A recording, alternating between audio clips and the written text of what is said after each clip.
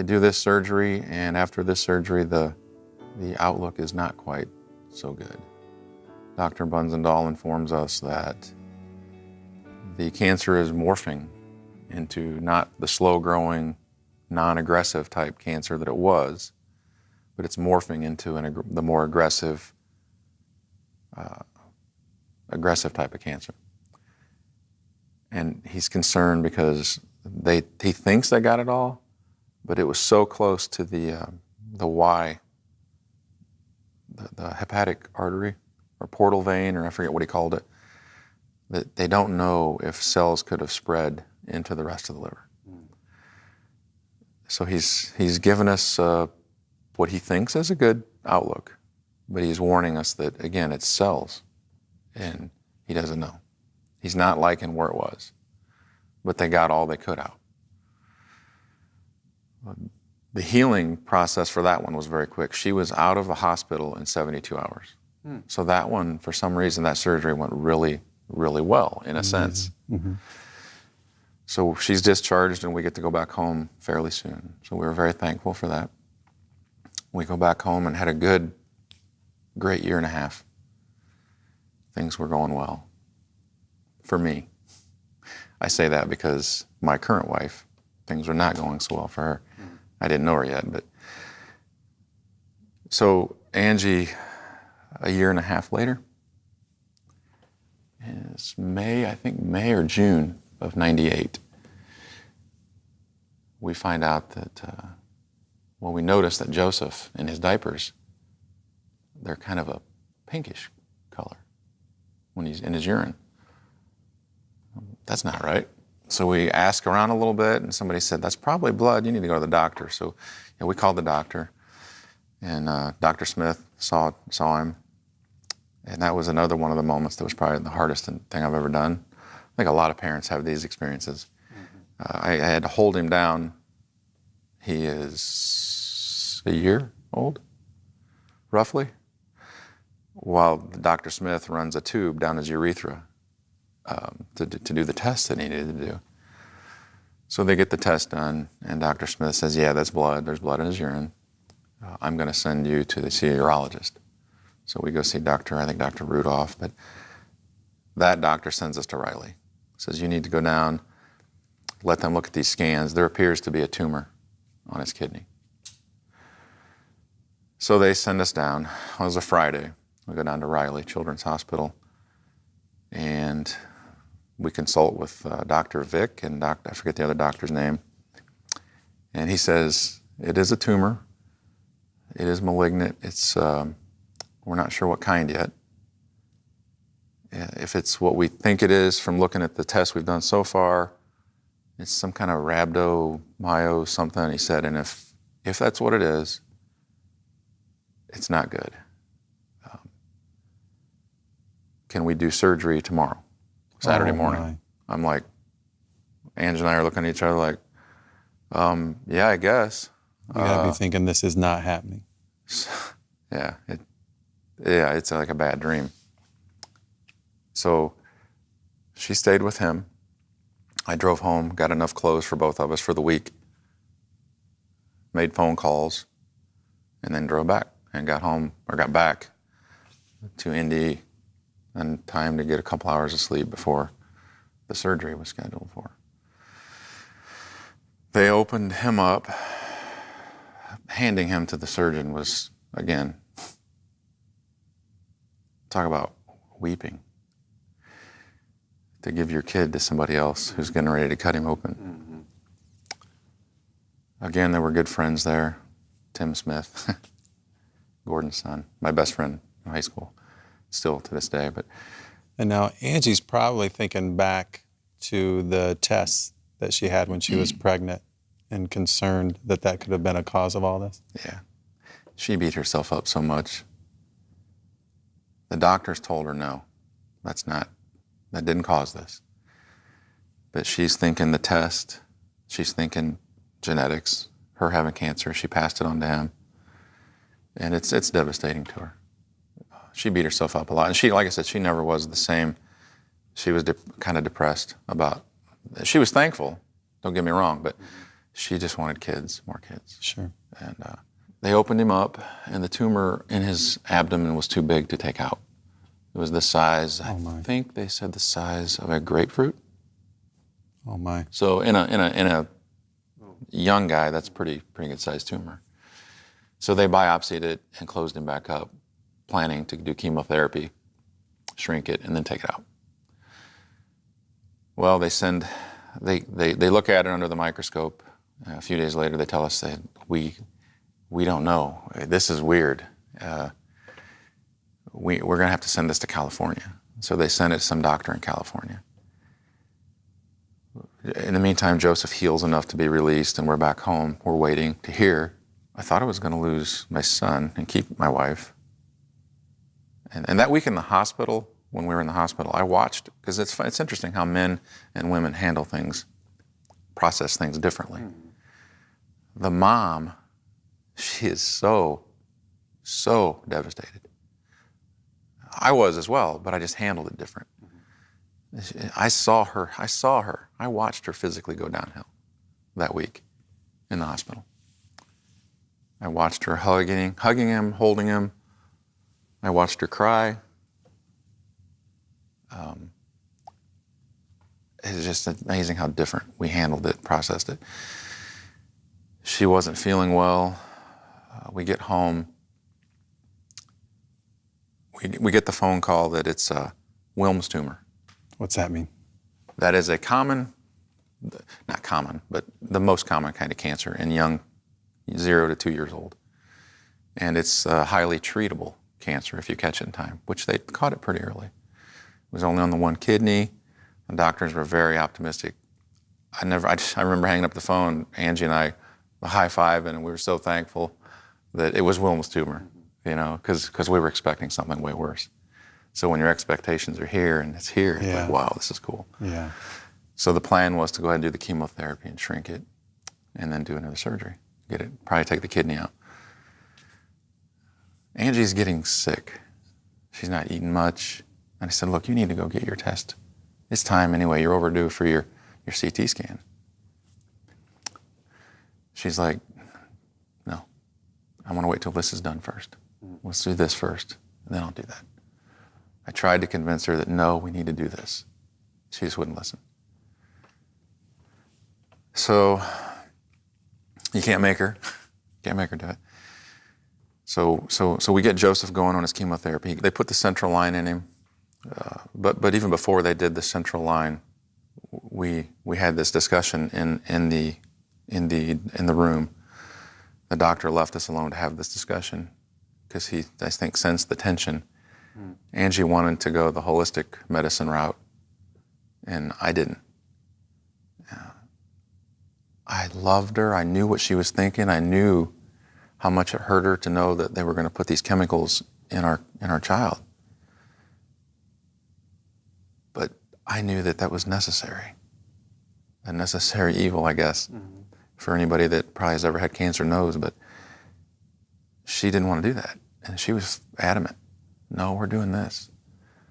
And it's the only time in our marriage, I think the only time in my 8 years of being married to her and 17 years being married to Diana, I've never had to do it, but that I've had to say, no, I got to do this. I'm making a decision with or without you.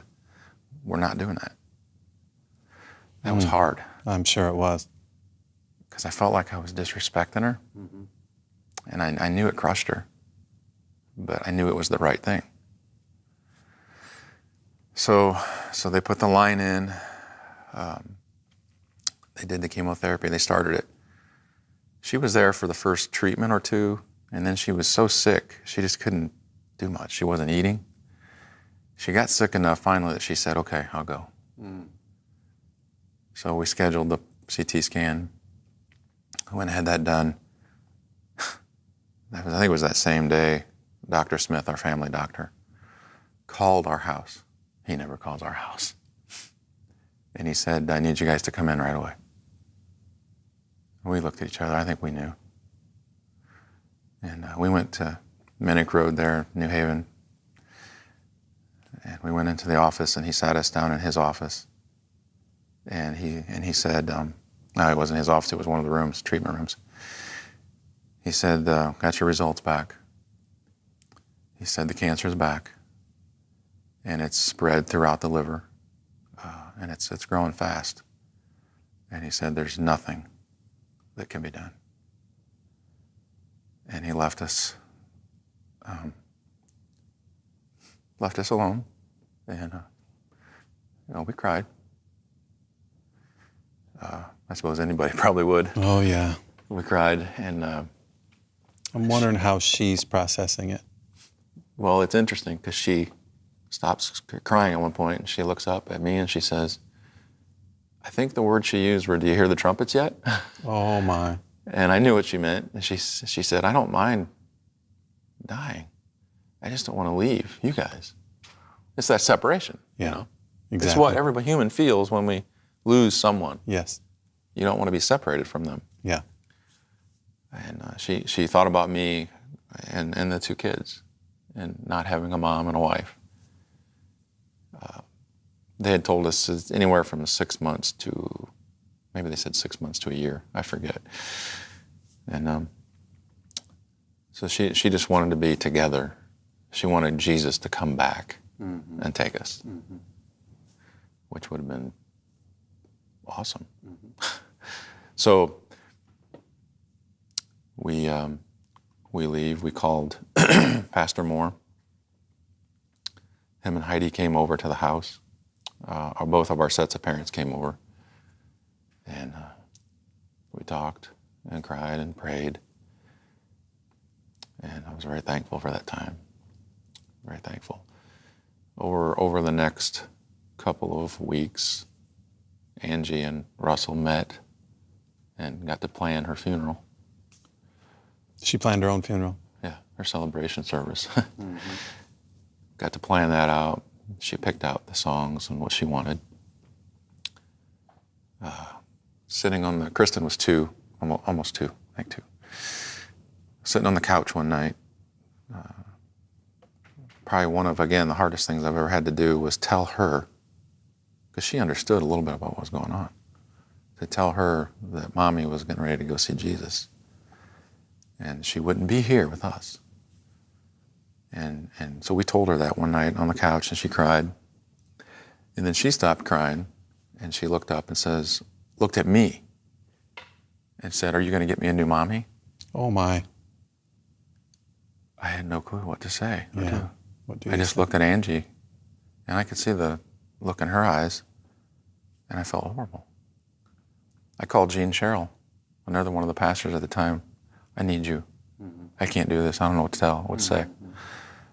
He came over immediately and talked to us and helped us with Kristen a little bit. That was in August. That was August 15th. And the following couple weeks, Ange made it till October the 5th, 1998. The last week or so, she was in a coma. She died at home. We had hospice. Susan Wright was our hospice nurse. Did an amazing job. Love her. And as you know, she had some stuff to deal with later too. After that, losing her husband Jeff, and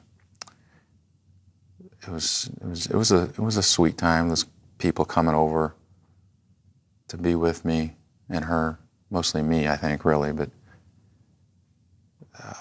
praying together. Sometimes just sitting. And I don't think people really realize the value of someone who's going through something like that. A lot of times people, they don't know what to say. Right. You don't have to say anything. Just being there. Yeah, you just be there. Sometimes Bob Purdy came over. Bob and I just sat on my front porch. Nothing was said. He just sat with me. My buddy Tim, he'd just come over. He'd sit with me. He didn't say anything. He didn't need to. And so the night, October the 5th, I had sent the kids. My mom and dad lived up at the lake at the time. The Barbie chain up off of 30. I had sent Kristen and Joseph to stay with them because I didn't want them to see, especially Kristen, why won't Mommy wake up? I didn't want to deal with that. Right. I didn't know what to tell her. Right. So the last couple of weeks, they weren't even around her. That came back kind of to haunt me later with her, because that stuck with her, and I didn't know it. And I probably made a wrong decision by doing that. But I didn't know. But so October the 5th at 10 o'clock that night, she took her last breath, and her dad, Wayne Burkett, Wayne and I were in the room, and I remember looking up and wondering, as she took that last breath, I wish I could see what's going on right now with spiritual eyes. There are a lot of times in life I don't want to see with spiritual eyes because it'd probably terrify me. But I wanted to see right then what was going on. Sure. Tim came over. He had been out throwing up in my front yard, and he was sick. Oh. But he came back. As soon as he found out, he came right back. So Tim came over, and I wanted him to be there. And Tim and I stood. Wayne and her mom and dad had already gone. The funeral home was on their way. Tim and I stood there at the body, and we prayed. And I knew it was just a body at that point. And we prayed. We prayed together. It was a good time. So, Paul writes, to die is to be with the Lord. So you have a sense of peace as a believer that she's with God at that moment, but it's that separation you're talking about that has to be painful. And so the body of believers come around you in a mighty way, and they get to experience her celebration of life that she had planned. So it's just like she was speaking to everybody at the service. And it was great because, she has a lot of family that aren't saved. They're not believers. In high school, she was involved in campus life. I was just sharing this with Kent the other day. Campus life is the reason that she came to know Christ. Wow. A trip to Minnesota with Larry Lance and that group. And I bet she never laughed on that trip. She was a good laugher. So her mom and dad weren't believers at the time when she was in high school. I was just reading her journal a little bit the other day, preparing for something else that I got to do in a couple weeks, and just to see her writing about her dad, how it broke her heart that she asked her dad, do you believe in Jesus? And her dad said no, and she was just torn up. She would have posters hanging on her door, Christian posters about God, something about creation. In our, as we were in our married life, there came a point in time when we got to share with them a little bit, some more of the gospel, and they did come to know Christ before she died. So wow, it was really cool. Oh yeah, to see that happen, to know that was in place before she died. Oh yeah. But there's a lot of other family members, aunts and uncles, that to this day still don't know Christ. So what happens with Joseph? They shrink the tumor? They shrink the tumor. She died October the 5th. His surgery was scheduled for November the 5th. Because I had asked the doctors, while Angie was sick, we knew when you got the news in August the 15th, and I said, and they had told us probably around September or something, he's good to go. Whenever you guys are ready, we can do this. I said, look, is there any chance we can just hold off just until this deal with Angie's done? And they were like, yeah, that's fine. No problem. And so we did. We waited. And so October the 5th, she dies. November the 5th, we're back at Riley. Again, great support group, people there to be with me. And Mom stayed with me the whole week. We were down there. They open him up, take the tumor and the kidney out, get everything is good to go. Closed him back up. We had to come back a couple weeks later once he healed and do some radiation to that area. He's good. He's 19 today. That's incredible. Praise the Lord. Doesn't even see the doctor for it anymore. Amazing. It ruined his chances of getting the Marine Corps, which is his dream. But, there's worse things in life that can happen. Yeah, that's right. So how long did you remain single? Not that long. Ange died October the 5th. At that second surgery, a friend of mine, Mark Rhodes, who I was accountability partners with at the time, called me. And he says, hey, he goes, do you remember Diana Hevel? I'm like, Yeah, I remember we prayed for her. I remember her husband Scott had a brain aneurysm in 1997, and I remember he didn't die right away. He was in a coma for a few months. So I remember praying for them, for their family. They had 4 kids and young kids. And he says, well, she's down there at Riley. She's like right below you, the floor right below you. I said, really? He said, yeah. I said, okay, I'll go down and say hi. We have something in common. We've both lost a spouse recently. We both have a sick kid. We both go to Blackhawk, even though we don't know each other. And as I find out later, she went to New Haven High School, graduated 8 years before me. Okay, so she's a little older. And I never knew her through high school, but have common friends. Mm-hmm. I went downstairs. Mom stayed with Joseph. I went downstairs and I walked into the room and introduced myself as Melissa was puking. Oh. She had been on a mission trip to Haiti. Oh. And developed some kind of a stomach deal. And they couldn't figure out in Fort Wayne what was going on. So they sent her to Riley. Mm-hmm. Well, Mark knew her because Mark was on the trip with her to Haiti, working for Campus Life. Mark knew the Hebel family because of that. So I go down, meet Melissa and Diana, and Diana's friend, Amy Rimchisel, who was there. I walked away, and I find out later that Diana's like, what's that all about? And Amy goes, oh, that's Dave's new best friend. And Diana was like, oh, okay, then that's, okay, I'm good with that. Well, we kept, because of all the things we discovered, New Haven, Blackhawk, we were both stuck at Riley. Mm-hmm. Our kids are there. So we kept kind of getting together. And we had a friend of mine, Chuck and Joanne Streeter. Chuck used to go to Blackhawk until they moved to Indianapolis. Chuck and Joanne, such servants' hearts, they would bring dinner for my mom and I every night to the hospital. Oh, my goodness. They'd bring us dinner and sit and fellowship and eat dinner with us, and it became a thing where they'd bring enough for Diana and Amy Rimchisel and whoever else was there. We'd all get together and have dinner there. And my birthday was November the 11th, and I was there for my 30th birthday. And Chuck and Joanne brought this birthday cake, and it was just kind of a neat time in spite of what was going on. And although the good news was Joseph was doing well and all that, and Melissa got better, and they never figured out why. Never did figure out what was going on with Melissa. Well, Diana and I, we just kind of emailed back and forth a little bit. I found out Tim Smith and his wife Angie had invited, even before Angie died, we had talked about this. If something happens and he needs help, we got a basement. I can help with the kids.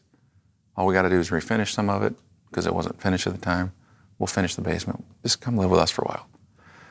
I worked third shift at the time. They knew I'd need some help. They offered, and I ended up taking them up on it after Ange was gone. Moved in with them. I found out that Diana, I didn't know this before, but I found out Diana lived like 5 houses down. Oh, my. That's where Scott and Diana had lived, which was interesting. So we started, I asked her to lunch one day. We're going to get lunch or something? And again, you can talk to her sometime about that story. She'll tell it way better than I do, and I'll leave out details that she'll be irritated if I leave out, so I don't want to do that. I got it. But went out to lunch, sat there for like 2 hours, and it didn't seem like that long at all. We started to kind of, over time, we started to see each other a little bit. In August, we got married in August of 99. August of 99. Less than a year. Normally, I'm not a person who worries much about what people think about me. I was a little concerned that people were going to judge me, I guess, or think I didn't love Angie, or that I was looking forward to her dying, even though that was totally not true. But somebody told me one time, man's will pushes, God's will flows, and it seems like you were both in the flow of God's will, and there was a quality to the courtship that was quite unique. Yeah, and I think people, because I consulted with some really good guys I loved. Russell, Steve Longbreak, Chuck Frederick, Tim Smith. I was asking those guys a lot, telling them what was going on, what I was feeling. Is this okay? And they were like, all of them individually, and we're talking together that I know of, said, I think you're all right. I think you're all right. So I let it go. I did get a stern warning from Russell. If you marry her, you just need to know. Again, I'm just reminding you, lovingly reminding you, it's for life. I got it. And so, 17 years later, that was 99, so 16, 17 years later. Still together. Through all of this, you're a sergeant in the Allen County Sheriff's Department, and you have an opportunity every day to apply your faith to your career. Can you talk about how you do that? Obey, stay in the Word, and at work, I'm the same person at work that I am at home, and I just live it. And I think I still struggle sometimes today with at what point do I need to open my mouth at work and not just live it in front of them, but I think living it is the most important, first of all. Oh yeah, walk's greater than talk. Yeah, and that gives you kind of a platform that when the opportunities do arise, and they have. I've had people in distress, crisis type issues like I had, call me. Why do they call me? Because they've seen something different, I think. Mm-hmm. Plus I get made fun of once in a while for being a Jesus follower, which is okay with me. Mm-hmm. That, I suppose, means I'm doing something right. Well, 1 Peter 4:14 says if you're insulted or persecuted for following Christ, the Holy Spirit rests on you or restores you, so he makes you new again. So just you saying I wear it like a badge of honor, that's exactly what's going on. He makes me new every day, and I'm so glad. Amen.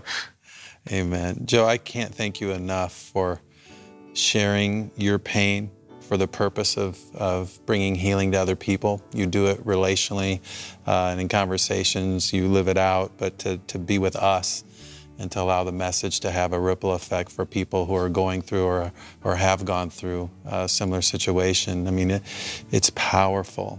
God uses you mightily every day in your career. He uses you mightily every day as a husband and a father and as a leader in your body of believers. You're an amazing man, and I consider you a friend, and I'm so glad that you joined us. Thanks for having me. He's an amazing God. He is. Amazing God.